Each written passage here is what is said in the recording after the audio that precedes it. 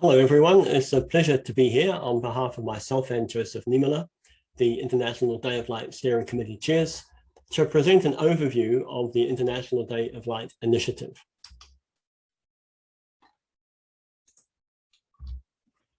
As most of you will know, the background to the International Day of Light is actually the International Year of Light that took place in 2015.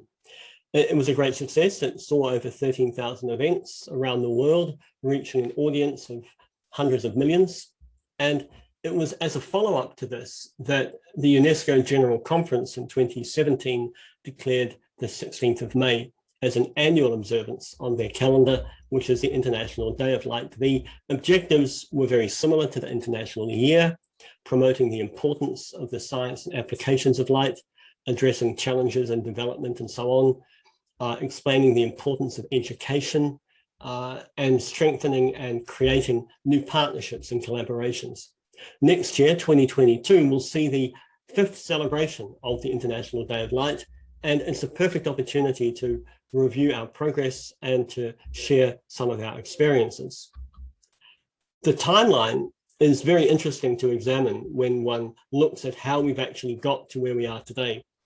So it's over a 10-year process to be celebrating the 5th International Day of Light. The initial idea for an International Year of Light was first mooted in 2009, and it required 3 or 4 years just to learn the process of how to talk to UNESCO and the United Nations partners so that we could approach the General Assembly to get a resolution for the Year of Light in 2015. And it was during the Year of Light when even halfway through, it was clear there was enormous energy and enthusiasm that we proposed to UNESCO a permanent legacy, and they accepted it, so that at the General Conference in October, November 2017, the International Day of Light was approved, and we've had 2018, 2019, 2020, 21 so far, and I'm going to review some of the successes of these as well in what follows. It's really important to stress that the fact that we're able to do this and to have this celebration is thanks to work by hundreds, thousands of volunteers around the world. It's really not the fruit of just the work of UNESCO or just the scientific societies. It's the individual scientists and students that have made this happen and be so effective. It's also a very important thing to realize that this kind of initiative takes a lot of patience and a lot of persistence. But with that patience and persistence, we can really have a lasting impact. There are very few international science observances on the UNESCO calendar. And so we can be very proud that our theme of research, photonics and light and optics, are included amongst the others, such as health and astronomy and mathematics and so forth. The key point relating to what I said before about patience and persistence is motivated because I cannot stress strongly enough that getting these international proclamations is extremely difficult. Although we as scientists, we have good ideas about how to organize outreach and teaching and education, trying to communicate politically why it's important is much, much harder, especially when those who we're trying to talk to in the political system only have a short amount of time, and we don't always understand the need to convince them in the way that they need to be convinced. And our experience, and perhaps one of the most important points of this talk, is that it's up to us to adapt how we explain science at the political level. It's not up to the politicians to meet us halfway, it's up to us to meet them. If we think it's going to work the other way around, we're doomed to failure. It never will. And a couple of analogies can really help here. So this is one I really like. It applies especially to physicists, that you have to view communication as an impedance matching problem.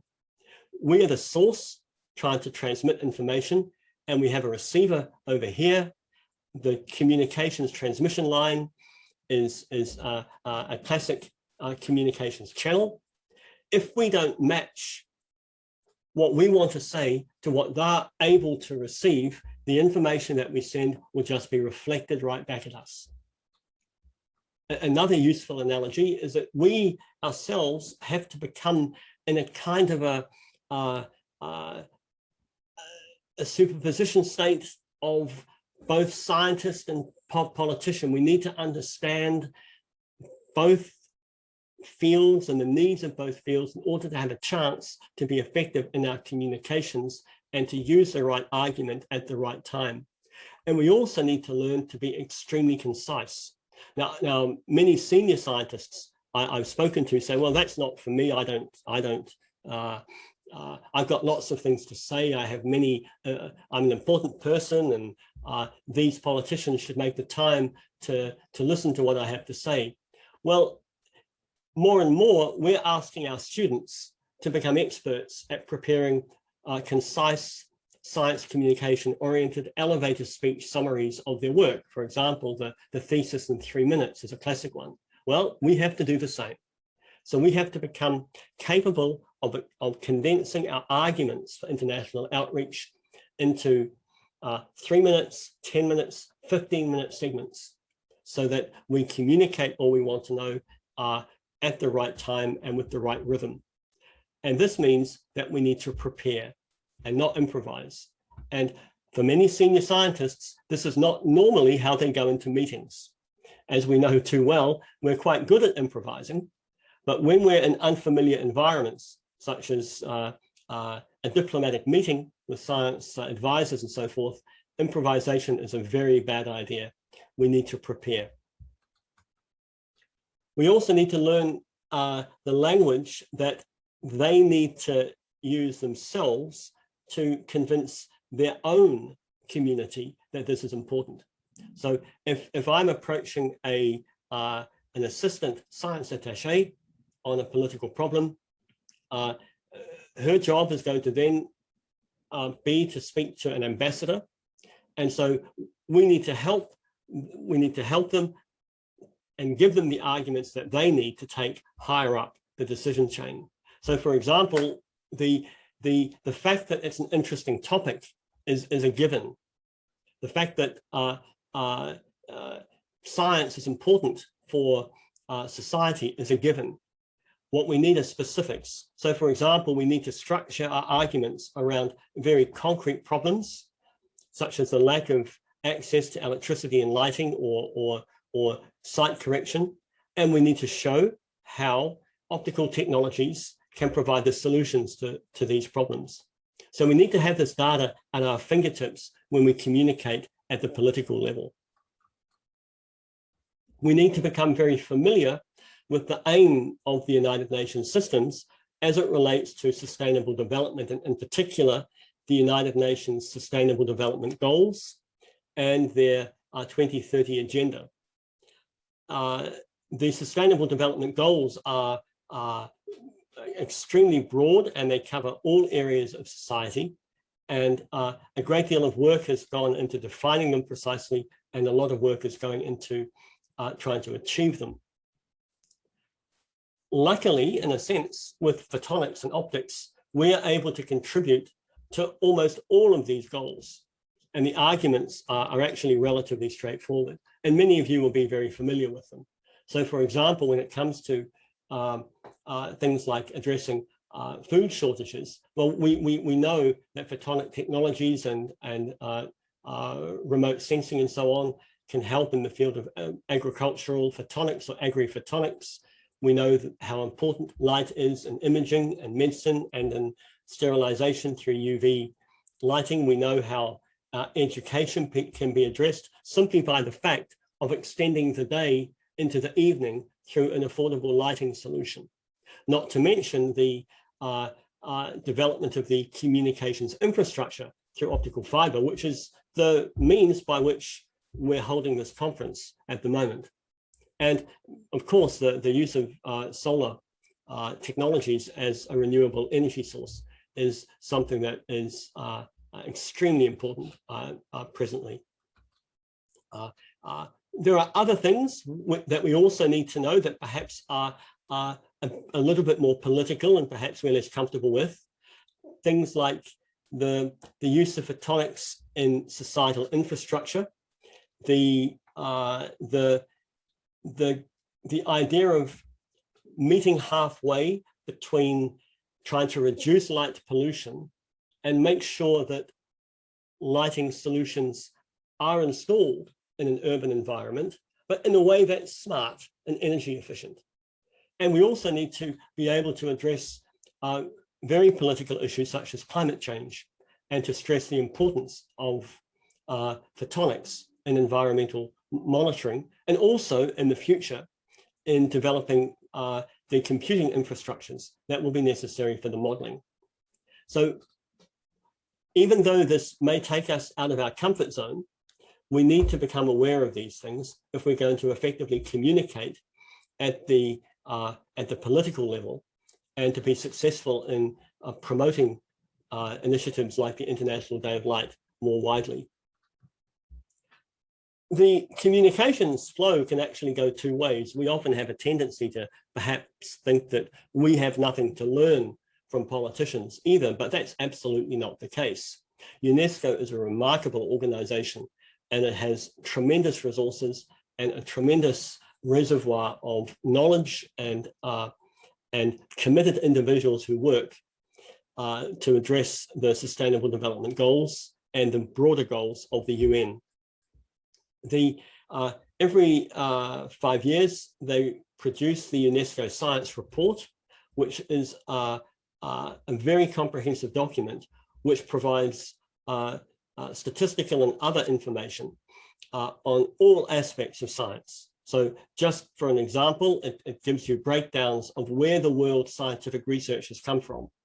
And we very clearly see that there's a real problem in the sense that the emerging economies of the world contribute only a very small number of scientific researchers, because science isn't sufficiently supported in these regions and they don't have the opportunity to be educated or to carry out research, even if they do obtain an advanced degree. So it identifies a problem and also makes suggestions for solutions. This graph is a little bit complicated, but the analysis in this report actually considers how publications in different themes evolve with time. So it shows, for example, that research in artificial intelligence is rapidly growing. Research in energy is rapidly growing. But funnily enough, research in photonics, which is the purple line, is slowly decreasing. What does this mean? Personally, I think this isn't really a decrease. I just think it's a transfer of expertise in the photonics sector from basic research into applications, which isn't captured simply by publications. But these are fascinating statistics which are throughout this document. The other aspects that they consider in the science report are demographics, such as the percentage of women working in science. So these are statistics from 2013, and it gives a breakdown within Europe and around the world so that the differences can be seen, comparisons can be made, and inequalities addressed. So if you haven't already looked at something like the UNESCO Science Report, it's a fascinating compendium of information, and I strongly recommend it.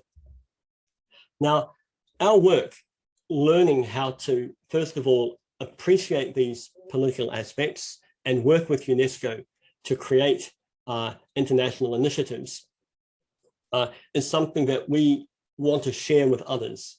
It's taken a long time to learn, and as a result, we've always found it very important to report and to document what we have learned.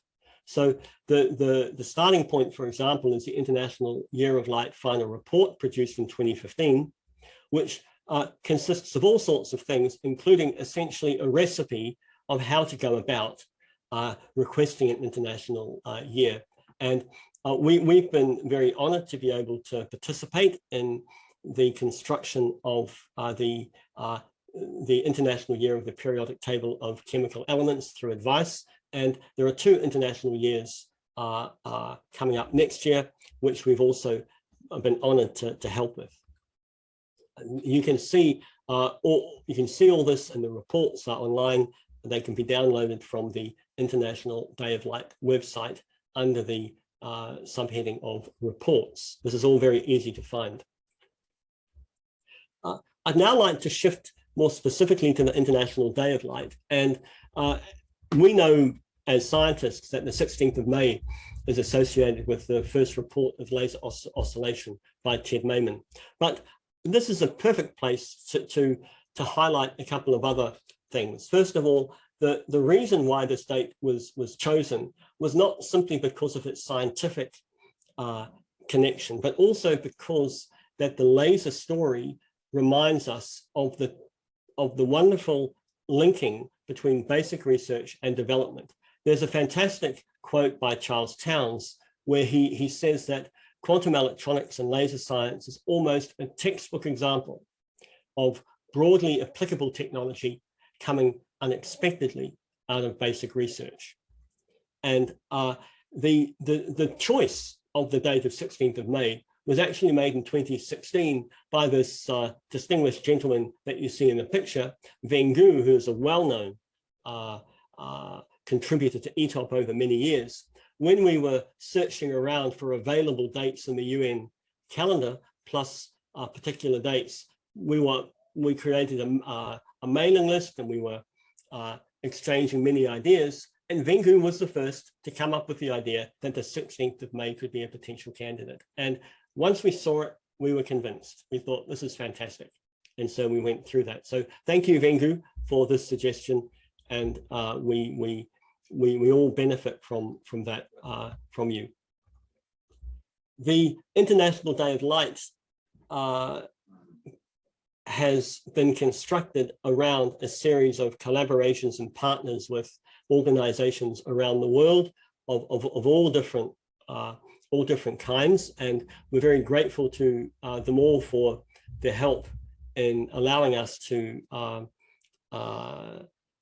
construct such an effective outreach program. The funding issue of the International Day of Light is something which perhaps surprises people, because there is no government or UN funding for the organization of the Day of Light.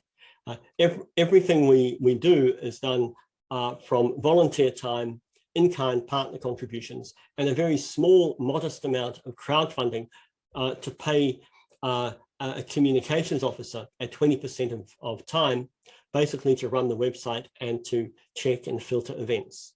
So everything you see, all the emails, all the newsletters that are produced, all the website material is all coming from a very modest budget. And I think we do exceptionally well in creating such a influential annual observance based on a spirit of cooperation and community and partnership. For the first 2 years of the International Day of Light in 2018 and 2019, we ran high-profile events with UNESCO, and we worked with artists to create light painting within UNESCO headquarters, and we worked with the Russian Academy of Sciences and Roscosmos to get a message from the space station. So this was very, very exciting. We also have placed the programs of the events that we've run online. So you can get these from the website of the International Day of Light. And the reason that these are online is because they provide a wonderful model for how to organize an event which mixes science, education, and politics. So if in the future you ever have to do a similar event, then these programs can really help you with an idea of the balance that you can strike.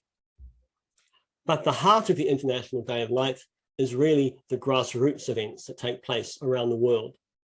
Now, we try to track them all, and we ask people to register with us. But really, I think the number of events that actually take place is at least 50% more than we can track on the website. No one owns an International Day. It's declared by the UN, and it has a life of its own. So What's interesting with the events that we do know about, of course, they tracked around the world, and it's wonderful to see the geographical coverage that we have, although we always want more. What's really useful is that we have archived all these events on the International Day of Light website. So if you go under events, you can see the different events that took place, and it provides a fantastic record of what we've done, and it gives us many ideas. And just as a little parenthesis, there's no personal information stored in these archives. Of course, there's no names. It's just the name of the event and a website if it existed at the time. So you can have an idea of what went on. We also, incidentally, we archive all the news stories and the newsletters that we've sent over the years. So these are well worth browsing at any time of the year for information, and it's all released on a Creative Commons license. So if you want to use this for any purpose at all, you can feel free to take whatever you like and adapt it. The final part of the reporting and so forth that I'd like to mention is the fact that we also record all the high-level messages that we have received from political partners, such as the United Nations Director General, and in 2015, which we're still archiving, the message from Ban Ki-moon from the United Nations. So these texts and messages provide important material that we can use if necessary to motivate and justify our enthusiasm for the field of photonics in all areas of science. So just to give you some basic numbers from 2018, we have seen 18,075 grassroots events in 85 countries over the International Days of Light to date. Most events were naturally online in 2020 and 2021, but we had a huge social media reach in the last couple of years, reaching very high-level partners such as CERN, European Research Council, Nobel Prize, and others. We've also been running social media campaigns, which have been very important, and the social media campaign this year has focused on trust in science, because trusting science and science advice has to something which we as scientists have been unable to understand. It has become a political issue. And so what we wanted to do was to promote discussions within our community of how we can address that. And we were very lucky to get support from many Nobel laureates and other major prize winners and science leaders around the world. And we have a very large number of an impressive array of supporters of this initiative. Interestingly, many older scientists were quite reluctant to get involved, but the younger scientists were extremely enthusiastic. And I think that tells us, and I'll come back to this point in a minute, the fact that we chose this theme of trust and confidence in science during 2021 led directly to the fact that this was included in the official message from the Director General of UNESCO, released on the 16th of May, 2021. Where she makes the point, which is very clear. She gives the example of vaccine hesitancy as an illustration of the lack of trust in science. And she highlights the fact that we need trust and transparency to make sure that scientific progress goes ahead. This is where all scientists need to take on a bit more responsibility, in my opinion. Sure, our first job is to use our knowledge to solve specific problems. And in many cases, that's absolutely fine if you're not comfortable with going any further. But I think it's actually going to be more and more important for us to speak out. And there are many, many examples of scientists who have done this. Quotes from Charles Towns providing public service, Abdus Salam, let's link what we do to provide opportunities for all, and even Feynman, who tended to avoid this kind of thing. He did get involved in the review of the space shuttle disaster And he didn't hesitate to write a dissenting opinion when he thought it was important to prioritize physical reality over public relations when developing new technologies. So this is something for all of us. The International Day of Light touches on many different topics, and it works at many different levels, from public education to young people, to ourselves organizing smaller targeted events with decision makers, local politicians, regional politicians, and maybe even in some cases, we have the chance to organize discussion on the national level. Communicating investment in science, education, and research is something that we have to support, because our future really does depend on it. And we've seen this very starkly in the last 18 months. So please make plans for 2022. Remember that anything you do between now and May 16, 2022, and even after May 16, 2022, can also be linked to the International Day of Light. So you can associate the United Nations logo and the Day of Light logo and so forth, and that can help in obtaining visibility and support. So please don't hesitate. And also, please don't hesitate to contact either me or Joe if you have any other questions or any other queries about anything at all. We're happy to help. So thank you very much for your time. And it's been a pleasure to deliver this talk today.